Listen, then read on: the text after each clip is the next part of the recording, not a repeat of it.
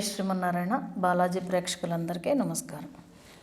మీ అందరూ కూడా చాలామంది అడుగుతున్నారు, అమ్మ న్యూమరాలజీ ప్రకారం గనక జాతకం గనక చూపించుకున్నట్టయితే నేమ్ కరెక్షన్ చేస్తారు కదా, ఆ నేమ్ కరెక్షన్ చేసినప్పుడు ఎన్ని రోజులు రాయాలి, అలాగే ఒక రకంగా చెప్పాలి అని అంటే ఆ పేరుని మేము గవర్నమెంట్ లెక్కల్లో సవరణ చేసుకోవాలా అక్కర్లేదా అనేసి అడుగుతున్నారు.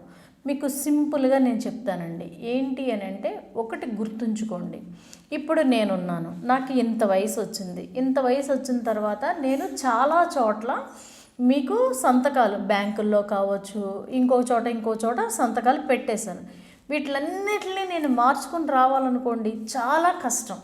అందు గురించి నేనేం చేస్తానంటే, మా గురువు గారు నేర్పించింది ఏంటంటే, అమ్మ అలా చెయ్యక్కర్లేదు, కానీ ఎప్పుడైనా సరే అంటే బ్యాంకుల్లోనూ మార్చుకోక్కర్లేదు, అసలు సిగ్నేచర్ అలవాటైన వాళ్ళు మార్చుకోక్కర్లేదు.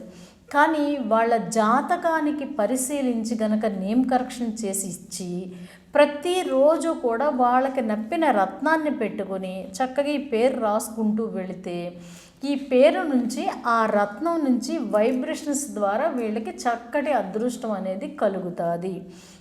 ఇంకోటి, ఎప్పుడు కూడా మీరు అంటే నా దగ్గరికి వచ్చిన వాళ్ళకి ఎవరికైనా సరే నేమ్ కరెక్షన్ చేసిన తర్వాత అమ్మ మీరు గవర్నమెంట్ లెక్కల్లో మార్చేసుకోండి అనేసి నేను ఎవ్వరికీ చెప్పను. చిన్న పిల్లలు ఉంటారు చూసారా, పుట్టిన పిల్లలకి నేమ్ కరెక్షన్ చేస్తాను. కొంతమంది 3వ సంవత్సరం వచ్చే వరకు కూడా ఆధార్ కార్డు అవి తీసుకుని పిల్లలు ఉంటారు చూసారా, అలాంటి వాళ్ళకి పేరు కరెక్షన్ చేసిన తర్వాత మేము ఇలా తీసుకుంటామమ్మా అని అంటే కనుక మీరు గవర్నమెంట్ లెక్కల్లో పెట్టుకోండి అని చెప్తాను.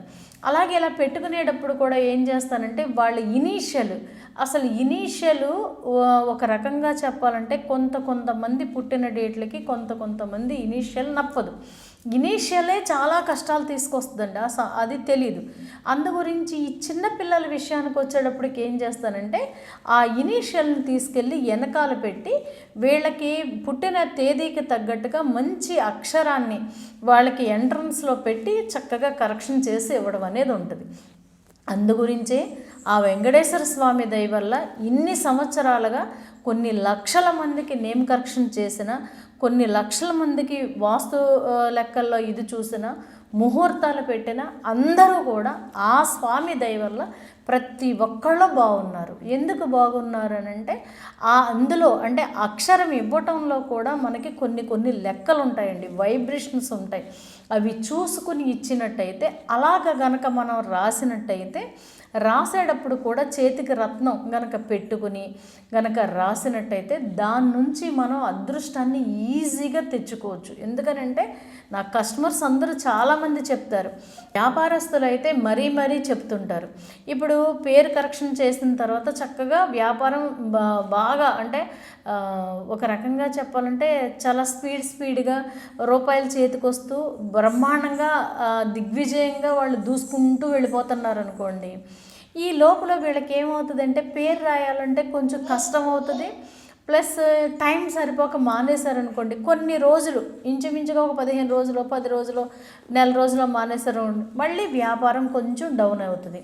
ఎమ్మటే అంటారు, అమ్మ మళ్ళీ వ్యాపారం కొంచెం డౌన్ అయ్యిందమ్మా అంటే, అవునమ్మా ఏమ్మా అంటే పేరు రాయడం మేము మానేసామమ్మా అంటారు. సరే ఫలానా డేట్లోంచి రాయండి అమ్మా అంటారు, మళ్ళీ పుంజుకుంటాం అనేది ఉంటుంది. మరి ఇది ఎవరిస్తున్నారు? భగవంతుడే కదా.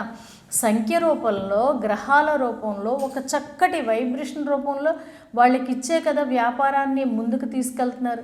అలాగే జాబ్ చేసుకునే వాళ్ళు ఉంటారు, వాళ్ళు అంటారు కొలీగ్స్తో ఎప్పుడూ ఇబ్బందులు పడతానే ఉండేవాళ్ళు అమ్మ, నేమ్ కరెక్షన్ చేసుకుని మేము రాయటం మొదలుపెట్టిన తర్వాత హాయిగా జాబ్కి వెళ్ళిన చోట ప్రశాంతంగా ఉంటుందమ్మా అనేసి అంటున్నారు. ఇవన్నీ ఏంటి అని అంటే, కేవలం మీ జాతకాన్ని, మీరు పుట్టిన తేదీల్ని, అలాగే మీరు పుట్టిన నక్షత్రాలని, వీటిలన్నిటిని చూసుకుని నేను ఇవ్వటం అనేది ఉంటుంది. అందులోనూ బిగినింగ్ లెటర్ ఏ లెటర్తో బిగిన్ అవ్వాలి, ఎండింగ్ ఏ లెటర్తో ఎండ్ చెయ్యాలి, ఎన్ని లెటర్స్ ఉంటే మంచిది అన్నది కూడా చూసుకుని ఇవ్వటం అనేది ఉంటుంది. ఇప్పుడు చాలామంది చేస్తున్నారు మీ ఇష్టం అంటే ఇలా అంటున్నానని కాదు, కొంతమంది కొన్ని లెటర్స్ చాలా ఇబ్బందిని, చాలా కష్టాలని తీసుకొస్తాయండి. అలాంటి కష్టాలతో ఉన్న వాళ్ళు వచ్చినా అదే అక్షరాన్ని సరిచేసి వాళ్ళకి ఇచ్చేస్తుంటే ఇంకా వాళ్ళకి కష్టాలు తీరేదే ఉంటుంది, తీరదు కదా. కాబట్టి ఒక్కసారి నేమ్ కరెక్షన్ చేయించుకునేటప్పుడు ఒక్కసారి ఆలోచించుకోండి. ఇంకొకటి ఏంటంటే, నేమ్ కరెక్షన్ చేసుకున్న తర్వాత చక్కగా మీరు ఇంట్లో కూర్చొని రాసుకుంటే సరిపోతుంది తప్ప గవర్నమెంట్ లెక్కల్లో మార్చక్కర్లేదు. మీరు నా దగ్గరికి వచ్చిన వాళ్ళందరికీ తెలుసు, ప్రశాంతంగా ఇంట్లో రాసుకుంటారు, వ్యాపారం చేసుకుంటారు, జాబ్ చేసుకుంటారు, హాయిగా ఉంటారు. ఇదే ఒక రకమైన చక్కటి అదృష్టకరంగా మనం గనక ఇచ్చినట్టయితే ఈ జీవితం హాయిగా హ్యాపీగా వెళ్ళిపోవడం అనేది ఉంటుంది. సరే, ఎన్నాళ్ళు రాయాలి అని అంటే, కొంత వయసు బాగా వచ్చేదాకా రాసిన తర్వాత దాన్ని ఏం చేయాలి, ఎలాగా మీరు రాయటం మానేస్తే ఏం చేయాలన్నది వచ్చిన వాళ్ళకి నేను చెబుతూ ఉంటాను. కాబట్టి నేమ్ కరెక్షన్ విషయంలో మాత్రం మీరు గవర్నమెంట్ లెక్కల్లో చూపించుకోవాలని భయపడకండి. ఇంకొకటి, డేట్ ఆఫ్ బర్త్ లేని వాళ్ళు కూడా నేమ్ కరెక్షన్ చేయించుకోవచ్చు. అప్పుడు ఏంటి అంటే, వాళ్ళ సిగ్నేచర్ని బట్టి చూసుకుని చక్కగా వాళ్ళ పెళ్లి తేదీని బట్టి చూసుకుని కనుక నేమ్ని సరి చేసుకున్నట్టయితే వాళ్ళు చక్కటి అదృష్టవంతులు అవుతారు. కాబట్టి అంకెలు తెచ్చే అదృష్టాన్ని మీరందరూ పొందాలని మనస్ఫూర్తిగా కోరుకుంటూ స్వామిని జయ శ్రీమన్నారాయణ.